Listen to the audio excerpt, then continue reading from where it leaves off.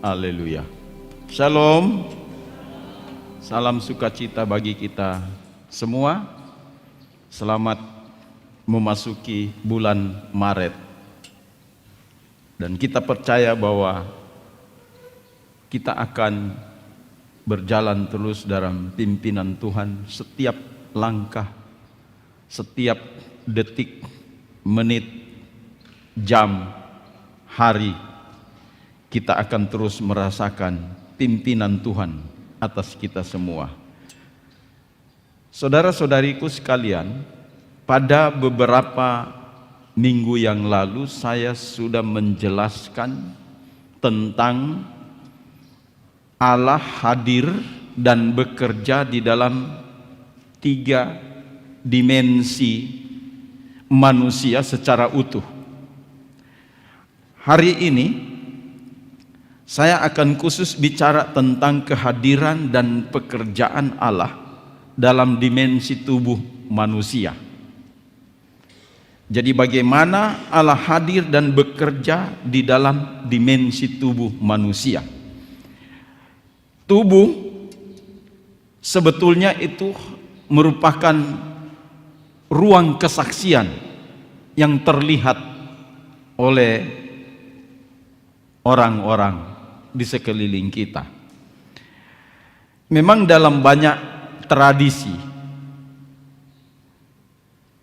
terutama mengenai tradisi keagamaan, atau juga saya boleh mengatakan di sini ada filsafat kuno yang menyatakan bahwa tubuh itu adalah penjara jiwa. Jadi kita melihat antara tubuh dan jiwa ini seperti bermasalah di dalam satu komponen kehidupan manusia. Jadi mereka mengatakan tubuh itu adalah penjara jiwa. Nah, sementara yang lainnya berkata bahwa tubuh itu sering dipandang atau harus ditekan, harus dipres, tidak boleh berkembang supaya kehidupan rohani ini kita bertumbuh. Nah, ini masalah sebetulnya yang saya angkat pada permulaan dari khotbah ini, supaya nanti kita akan menemukan jawaban-jawaban yang pasti melalui kitab suci. Saya ingin kita akan membaca secara bersama-sama di dalam surat 1 Korintus pasal 6 ayat 9 sampai dengan ayat yang ke-20. Mari saya jemput kita bangkit berdiri semua dan kita akan membacakannya. 1 Korintus pasal yang ke-6, ya sekali lagi saya sebut ayat 19 sampai dengan ayat yang ke-20. Ya, 1 Korintus pasal 6 ayat 19 sampai dengan ayat yang ke-20. Dalam hitungan yang ketiga kita membacakan secara bersama-sama. 1, 2, 3. Atau tidak tahukah kamu bahwa tubuhmu adalah bait Roh Kudus yang diam di dalam kamu, Roh Kudus yang kamu peroleh dari Allah, dan bahwa kamu bukan milik kamu sendiri, sebab kamu telah dibeli dan harganya telah lunas dibayar. Karena itu muliakanlah Allah dengan tubuhmu. Silakan duduk. Menarik sekali untuk kita cermati bersama-sama dalam pembacaan ini. Saya ingin supaya kita memahami benar-benar bahwa tubuh kita ini yang terlihat ini adalah bait Roh Kudus. Kalau kita bicara tentang Roh Kudus, kita bicara tentang ilahi, Allah, sebagaimana disebut dalam Yohanes pasal 4 ayat 23 bahwa Allah itu roh, ya. Allah itu roh, sembahlah dia di dalam roh dan kebenaran. Jadi saya ingin menekankan di sini, dan saya menolak statement atau pengajaran bahwa tubuh itu adalah penjara jiwa. Seolah-olah tidak sinkron antara tubuh dan jiwa, sehingga kehidupan manusia itu hidup menjalani kehidupan dengan terpenjara, sehingga tidak mengalami kebebasan, tidak mengalami sukacita.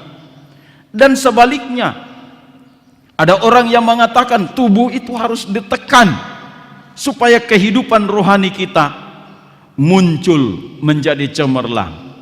Jadi kalau saya mau merenungkan pemahaman ini, itu berarti bahwa tubuh kita ini bukan menjadi yang merupakan bawaan di dalam kehidupan manusia. Dia hanyalah merupakan wadah sekunder, kelas 2. Dan mungkin juga kita bisa mengatakan ini adalah wadah tersir, ya, yang pelengkapnya saja, tidak berfaedah apa-apa. Tapi melalui ayat ini kita akan melihat bagaimana pernyataan yang lahir dalam konteks moral, kemudian etika, dan khususnya terkait dengan kekudusan hidup. Paulus tidak menolak tubuh ini. Justru ia mengangkat martabat tubuh sebagai tempat kediaman Allah sendiri. Nah, kita lihat bukti-bukti di dalam kitab suci. Ya, apa? 1, Kejadian pasal 2 ayat yang ke-7. Saya sudah seringkali menyampaikan tentang ayat ini. Kejadian 2 ayat 7 bilang begini, ketika Tuhan Allah, ya, membentuk manusia itu dari debu tanah. Kita lihat, debu tanah atau fisikal kita ini dibentuk oleh jari-jari Allah sendiri. Kalau saya bahasakan sebagai bahasa manusia, ya, jadi di dalam tubuh manusia ini, kalau bahasanya penyidik bilang begini, dalam tubuh manusia ini ada sidik jari Allah. Jadi Tuhan membentuk tubuh manusia ini dengan sidik jarinya dibentuk kita. Kalau kita merenungkan ini, dan kalau kita mulai memikirkan tentang intervensi ilahi di dalam hidup kita, ya, penyertaan bagaimana Allah mengikut sertakan tubuh ini di dalam ciptaannya, itu berarti bahwa tubuh kita ini tidak main-main. Dia memiliki kelas yang luar biasa. Maka ada Kejadian pasal 2 ayat yang ke-7. Tapi ada lagi yang membantah begini, Pak Pendeta, tapi kan tubuh kita ini sudah tercemar, sudah berdosa. Memang dibilang, saat kamu makan buah pohon pengetahuan baik dan jahat, maka saat itulah kamu akan mati. Nah, kata mati ini memang salah satu bagian dari kematian itu adalah kematian tubuh. Karena memang Kejadian 2 ayat 7, kita dari debu tanah ini, sidik jari Allah ada dalam diri kita. Tuhan menciptakan kita di dalam kekekalan.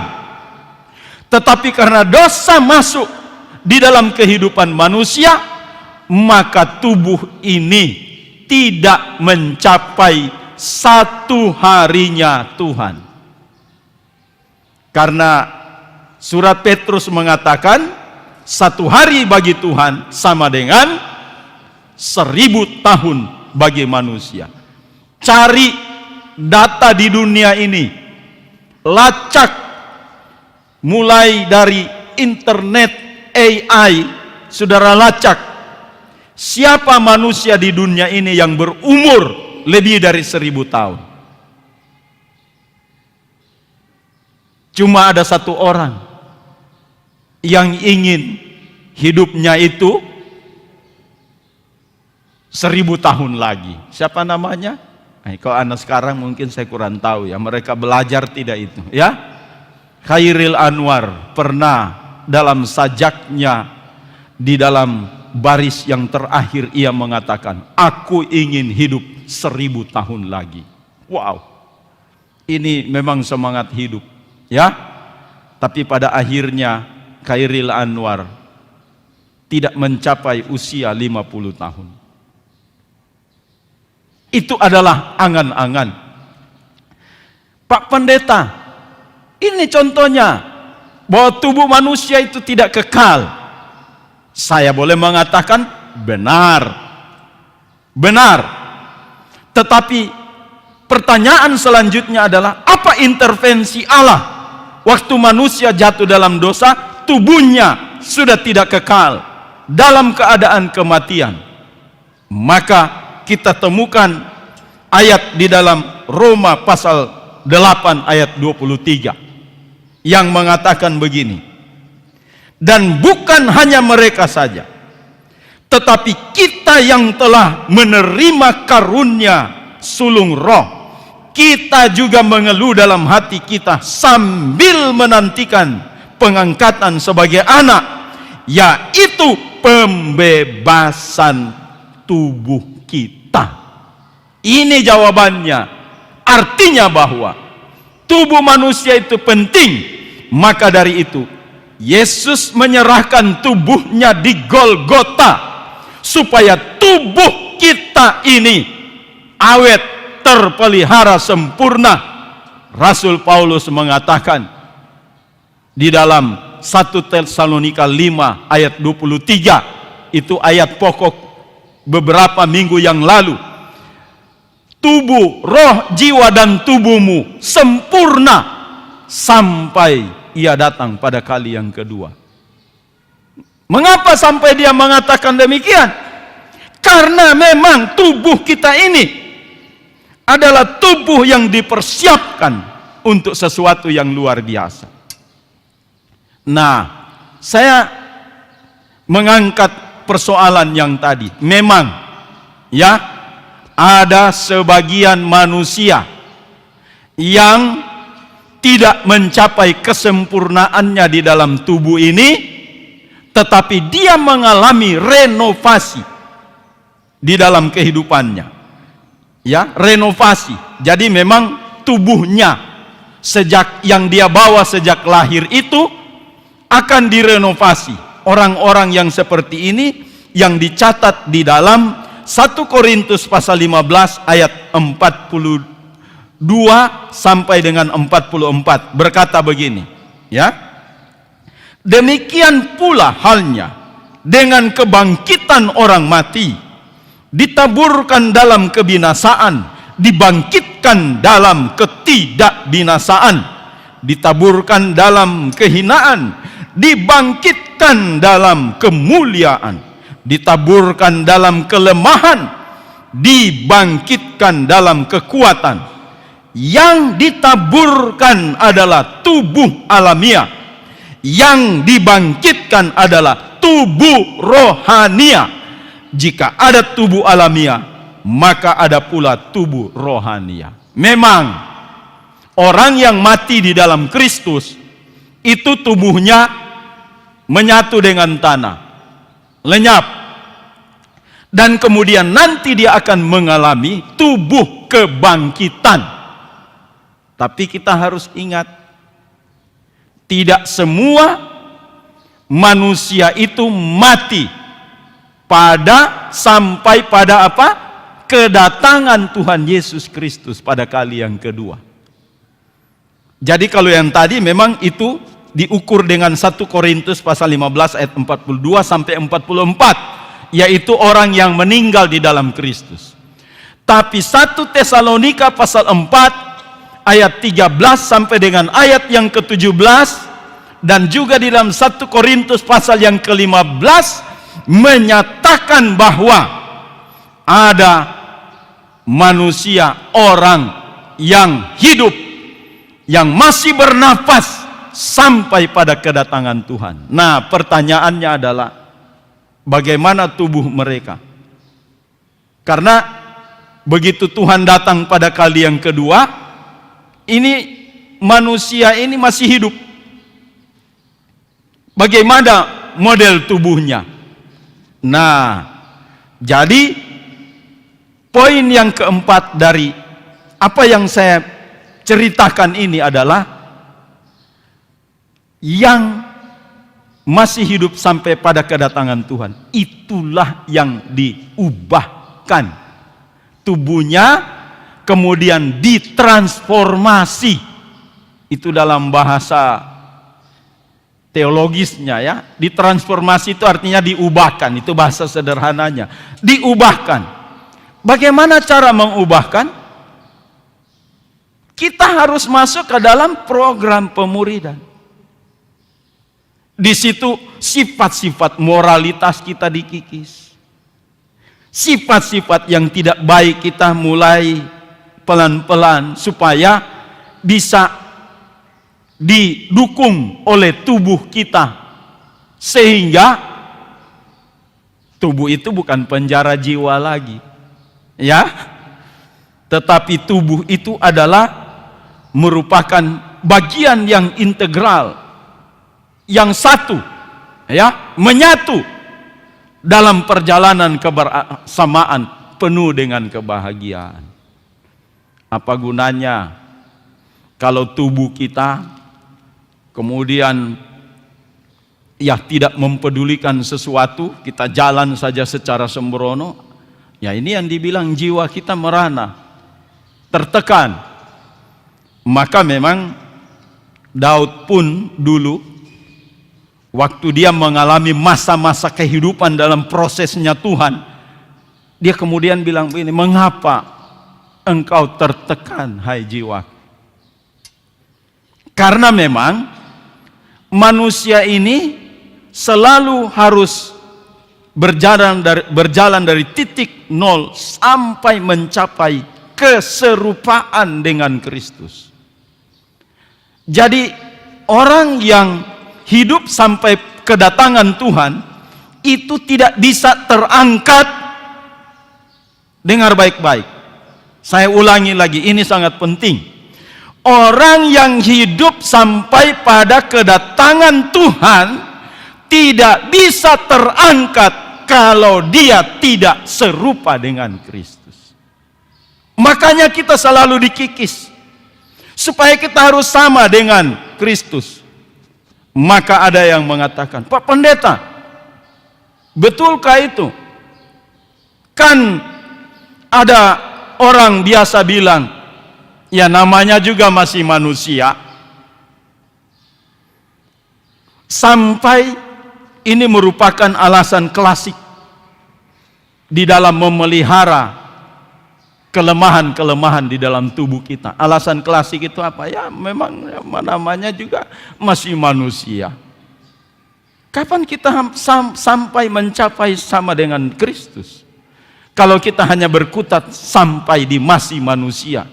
Ya, sampai ada yang bilang pendeta juga manusia dan lain sebagainya. Tidak, saya berbicara di sini.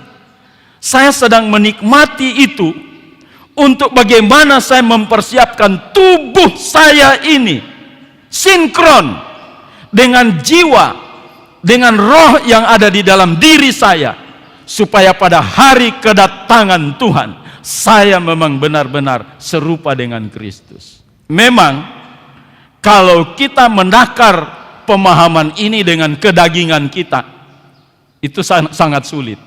Ya, saya mau berkata ini sangat sulit.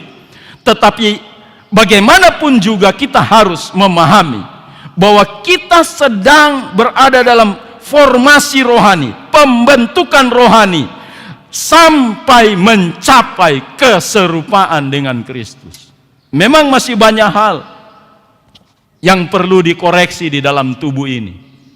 Tetapi koreksi-koreksi itu adalah merupakan bagian yang bisa mendatangkan sukacita dan bukan tekanan di dalam kehidupan kita. Katakan amin. Jadi kedagingan mau dikikis ini bukan penjara, saudara. Tapi kita harus dituntun, semakin dituntun menuju kemerdekaan Kristus. Nah, itu Galatia pasal 5. Kita mau merdeka. Bukan cuma roh kita dimerdekakan dan lain sebagainya. Tubuh kita juga merdeka, bebas untuk menjalani peraturan-peraturan ilahi, tuntunan Tuhan, dan itu bukan menjadi persoalan bagi kita. Sehingga kalau firman Tuhan menegur kita, ya kita terima dengan luar biasa, puji Tuhan. Nah, ini tipikal orang-orang yang sudah bebas dari kemerdekaan tubuhnya, jiwanya, rohnya, ya. Waktu firman Tuhan menemplak dia, itu bukan masalah bagi dia. Wah, ini saya tersinggung. Nah, kalau tersinggung berarti saudara masih terpenjara jiwamu. Ya, belum sinkron dengan keadaan tubuh kita. Tapi kalau ada peneguhan di dalam kitab suci, oh harus begini-begini. Ah, ini baru mantap. Ya, ini baru luar biasa ini. Artinya sudah sinkron antara tubuh, jiwa, dan rohnya untuk terus bersama-sama di dalam menapaki kehidupan ini.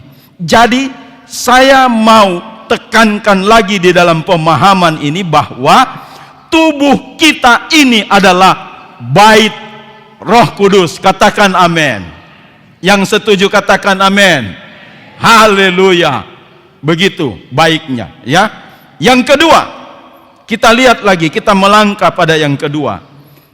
Roma pasal 12 ayat 1 berkata demikian.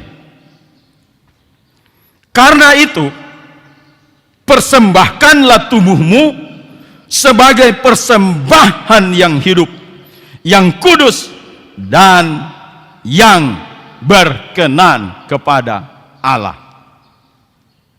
Nah, kalau di dalam tambahan lagi disebut itu adalah ibadahmu yang sejati. Jadi itu adalah ibadah yang sejati. Jadi kita lihat di sini. Ayat ini menunjukkan bahwa satu, ketaatan bukan hanya keputusan batin, tetapi tindakan nyata. Nah, kalau keputusan batin itu cuman hanya sampai di hati saja. Bror, ayo mari kita ikut ke gereja. Kok, Ci, mari kita ke gereja.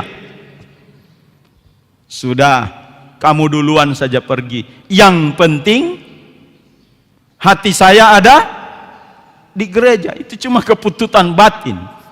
Ya, tidak melibatkan tubuhnya dalam mensukseskan kehidupannya mencapai keserupaan dengan Yesus Kristus. Itu salah satu contoh, ya. Itu sebabnya dikatakan di sini ketaatan bukan hanya keputusan batin. Memang batin kita, hati kita menggebu-gebu, Tuhan, saya mencintai Engkau. Tapi Tuhan akan mengutus malaikatnya kepada saudara, dan Tuhan bilang begini, malaikat, pergi kepada si A, si B, si C. Aku tidak butuh hanya ketaatan batin, tetapi aku butuh tindakan nyata.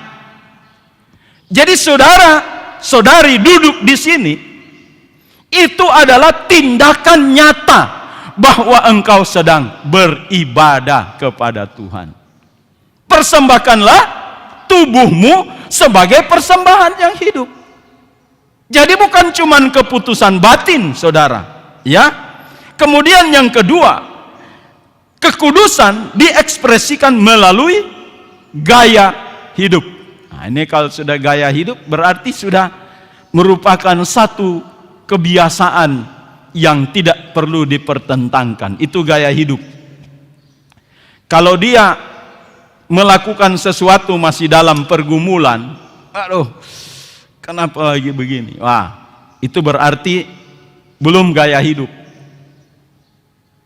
Saya ini sudah berbulan-bulan, saudara. Ya, kalau mungkin kita adalah orang-orang yang tidak terlalu sibuk untuk banyak urusan, mungkin itu gampang saja. Tetapi saya, karena memang kesibukannya, ya, memang menumpuk, saudara. Kadangkala saya di dalam hati saya ini, saya mau membatasi bahwa saya hanya kerja di laptop saya untuk membuat banyak hal, ya, bekerja itu hanya siang hari. Tapi ternyata dilanjut dengan malam juga. Memang saya sudah komitmen di dalam tubuh saya supaya bagaimana saya mengatur tubuh ini bisa juga, ya, ada keseimbangan sedikit. Jangan terlalu memeras tubuh sehingga itu akan bermasalah nanti dengan tubuh sendiri. Itu saya ambil satu contoh kecil. Maka dalam beberapa bulan-bulan ini, nah ini saya belum gaya hidup, saya masih dalam pergumulan untuk tidur sekitar jam 10 malam. Ya, kurang lebih. Jadi saya sudah patok jangan lebih jam 11. Tapi karena kesibukannya menumpuk, ini masih banyak yang mau dibikin, ya. Istri saya yang tahu bagaimana saya di rumah, ya. Sudah dibikin, aduh masih, akhirnya ya sudah jam 11 lewat. Tapi untungnya hari-hari ini, saudara, saya masih bisa, ya sudah cukup jam 12 saja. Tapi ada juga lewat-lewatnya sedikit, tidak mengapalah. Tapi saya di dalam pergumulan. Nah, ini masih dalam pergumulan, belum jadi gaya hidup. Jadi kalau orang bertanya sama saya, Bro biasa tidur jam berapa? Saya hanya bilang, ya kadang 11 sampai 12. Saya belum bisa, walaupun saya sudah merencanakan untuk tidur, ya sudah mantap itu kalau jam 9, ya. Supaya bangun agak, ya bangun subuh bisa olahraga dan lain sebagainya, karena memang mengolah tubuh supaya segar, fit dan lain sebagainya. Nah, ini satu contoh bagaimana saya mau berjuang untuk ini, supaya saya harus bisa tidur malam ini tepat waktu sesuai dengan standar kesehatan.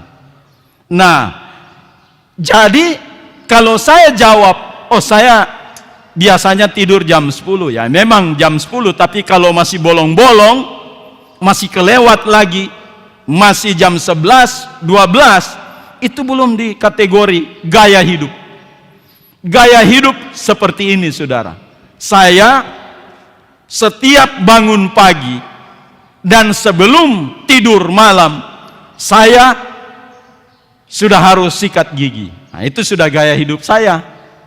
Jadi secara spontanitas, ya, mau tidur langsung, kemudian bangun pagi langsung ke wastafel untuk mengerjakan itu, dan ini sudah merupakan gaya hidup. Nah, jadi begini, saudara, kekudusan diekspresikan melalui gaya hidup. Jadi gaya hidup ini adalah bagian dari tubuh kita yang mengerjakannya ini dan terlihat secara nyata. Nah, begitu. Jadi kalau masih niat-niat, belum. Saya niat untuk tidur jam 10, tapi belum terlaksana, itu belum dikategorikan gaya hidup. Jadi kalau gaya hidup di sini maksudnya ya sudah tidak jadi persoalan lagi di dalam perjalanan kehidupan kita. Nah, itu maksudnya. Kemudian yang berikut, iman tidak berhenti pada pengakuan, tetapi diwujudkan melalui tubuh. Ini, ya, tubuh yang mewujudkan semuanya. Saudara, ada di gereja ini, saya berdoa kepada kita semua yang ada di sini. Kiranya semua yang duduk di kursi ini bukan merupakan beban bagi saudara-saudari sekalian, bukan merupakan pergumulan untuk saudara ada di gereja ini. Katakan amin. Tapi itu adalah gaya hidup. Sudah merupakan gaya hidup. Setiap minggu dan setiap jadwal-jadwal saya harus ada di sana. Itu gaya hidup. Ya. Tapi kalau misalnya sudah hari Minggu, aduh, gereja lagi. Aduh, malas-malasan dan lain sebagainya. Belum gaya hidup, ya. Masih ada tekanan, pergumulan dan lain sebagainya. Itu contoh sederhananya, saudara. Masih banyak lagi. Kalau kita bicara mengenai bagaimana kita mempersembahkan tubuh kita, ya. Saya membatasi semua kehidupan jasmani saya untuk tidak melakukan hal-hal imoralitas dan lain sebagainya. Itu bukan tekanan, tapi itu gaya hidup. Katakan amin. Gaya hidup. Kalau masih pergumulan, itu akan memunculkan satu depresi di dalam satu kehidupan. Ya, tidak mengapalah. Tapi yang penting kita sudah ada niatan untuk berjalan di dalam maunya Tuhan. Walaupun daging ini, tubuh kita ini selalu bertentangan, ya, berarti kita masih berada di level Roma pasal 7 ayat 21 sampai 24. Nanti baca di situ, karena ada pergumulan di situ. Tapi kalau kita sudah membawa tubuh ini bukan lagi satu pergumulan, ini gaya hidup. Saya hidup sebagai seorang pendeta, dan saya sudah yakin di dalam kehidupan saya, ini adalah panggilan, bukan karena keterpaksaan. Ini dalam hidup saya. Maka dari itu, saya tidak akan pernah menyesal dengan apapun juga. Saya berada di titik ini di dalam kependetaan saya. Di dalam pekerjaan saya harus enjoy melakukan tugas pelayanan ini. Walau banyak tantangan, semua tantangan itu menjadi sukacita di dalam kehidupan saya. Katakan amin. Jadi mau ditekan dari mana? Saya tidak peduli lagi, saudara. Ya, tidak peduli. Karena apa? Panggilan itu sudah menjadi gaya hidup saya setiap hari, dan saya harus ada di sini untuk melakukan tugas-tugas saya sebagai hamba Tuhan. Nah ini, ya. Kemudian yang terakhir,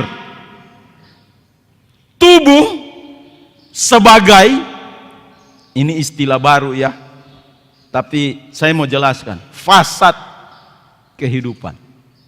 Tubuh itu sebagai fasad kehidupan. Apa itu fasad ya?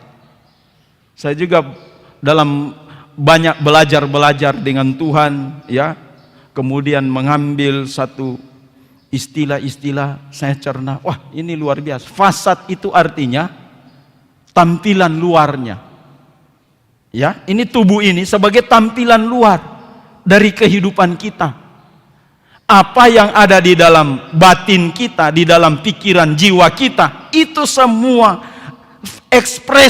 diekspresikan di dalam tubuh kita. Itu yang disebut fasad. Ya, kalau misalnya bangunan ini fasadnya, bangunan ini apa ya? Ini yang kita lihat ini.